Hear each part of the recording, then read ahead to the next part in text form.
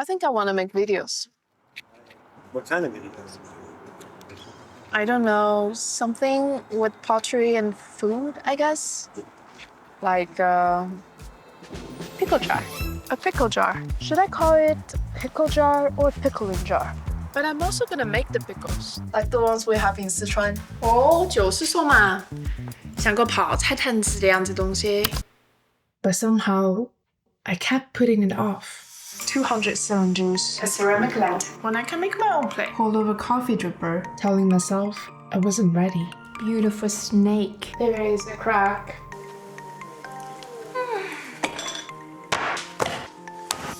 Now looking back, every project pushed me to try something new.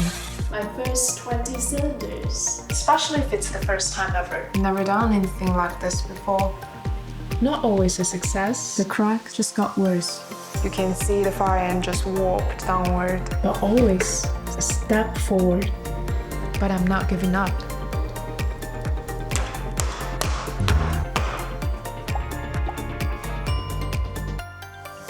Cylinders. I did it. Not getting exactly what you want is probably just part of the journey too. This is where it all started.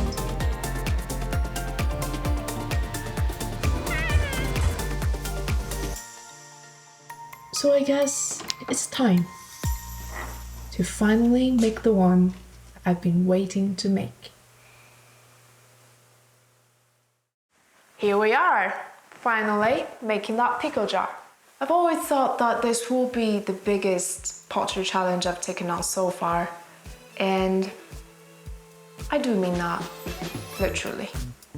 Pickle jars come in all different sizes, but the ones I remember, my mom's, my grandmom's, they were huge, bigger than anything I've thrown on the wheel before. This one here, 5 pounds of clay. But with the belly of a proper pickle jar, I'm probably gonna need at least twice that. What does it mean to throw a 10-pound piece of clay? Well, first, you have to knead a 10-pound piece of clay. For smaller pieces, I usually use the ram's head method. But when it comes to this much clay, it's not exactly efficient. Enter spiral wedging. I'll be honest, spiral wedging is still a work in progress for me. When I first tried it, I definitely trapped more air bubbles instead of getting rid of them. But after all that practice kneading recycled clay from the 200-cylinder episode, I think I'm finally starting to get the hang of it.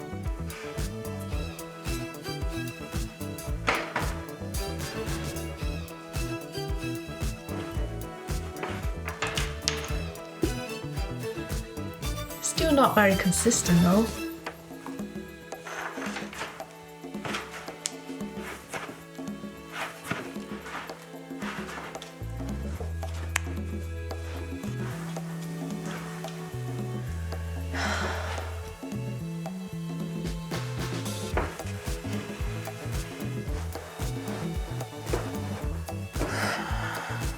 Am I confident about this one?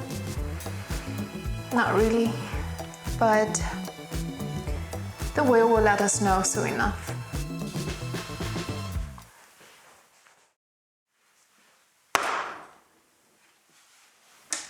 Throwing 10 pounds of clay is no joke. It takes strength to control and demands patience at every step.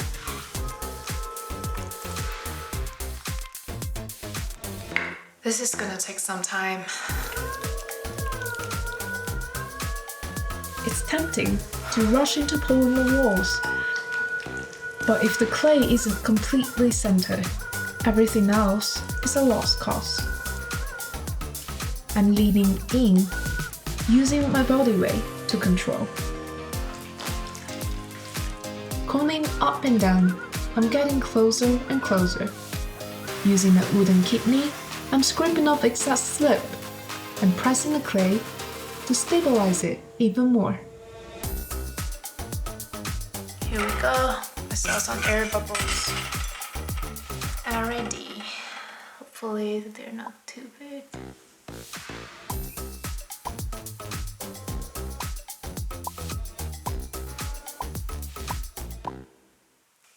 This isn't looking great.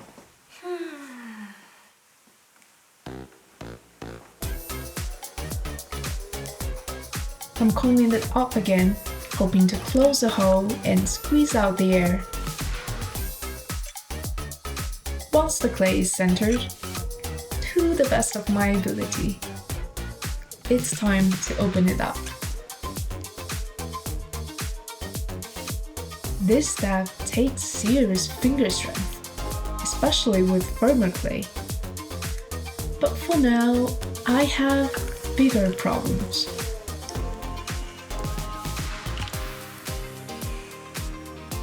This is so bizarre. It's basically hollow.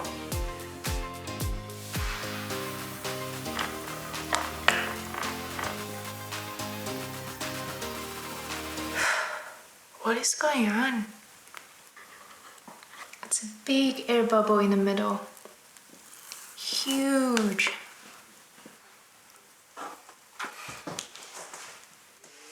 Round 2.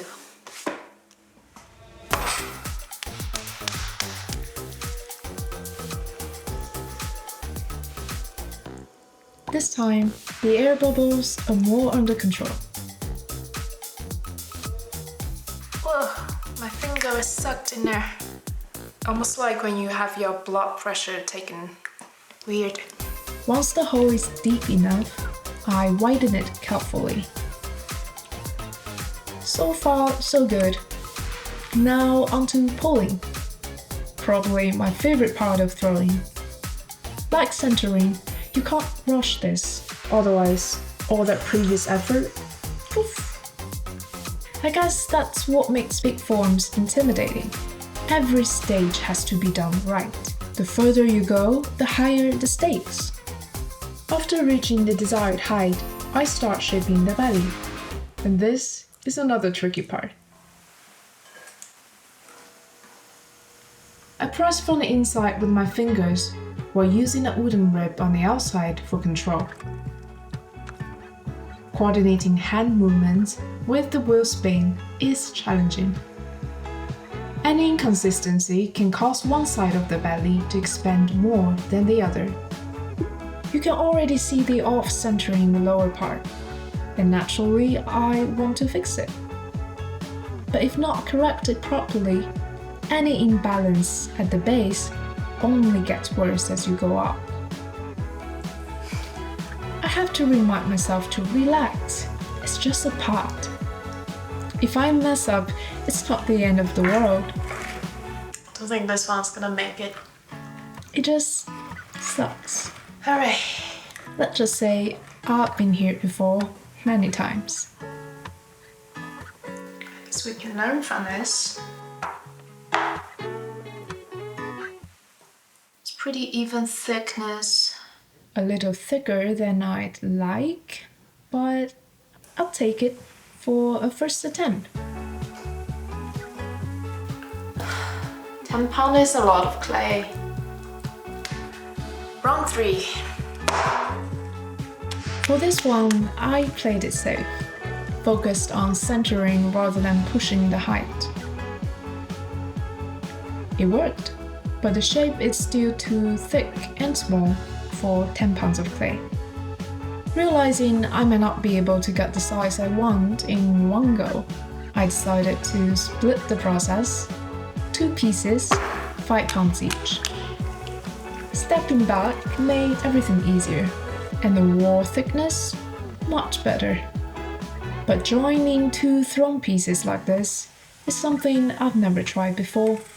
The top needs to stay soft enough for shaping, while the base has to be firm enough to support another 5 pounds of wet clay.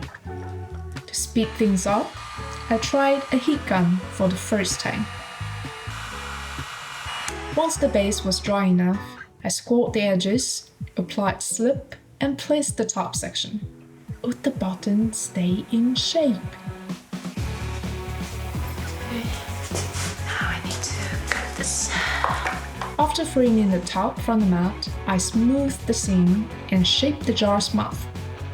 Finally, a strong candidate. And I made a couple small ones. Now 4 jars, each using different amounts of clay, but I think I can push it further. So I tried one more time. Thinner walls, bigger form. It turned out to be the largest piece I've ever made. Now onto the part that gives the Chinese pickle jar its iconic look. The water seal, or the mold. I can imagine some pottery master throwing the entire thing, seal and all, in one go. Me? I am ambitious, but let's be real, I'm not delusional. From my research, there are 2 ways to make the seal. Throwing the coil directly onto the neck, or making a separate plate and assembling later. I went with the second method, figuring it'd be easier to execute. The rest was straightforward. Trim the pot, measure carefully, and attach everything.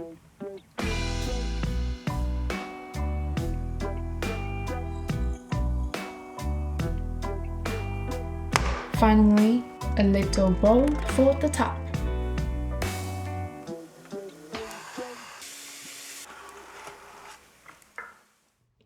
And here they are, the finished pickle jars. Well, I should have measured the height of this one. Turns out, it's too tall for my kiln. Alright, this is going to be quite risky.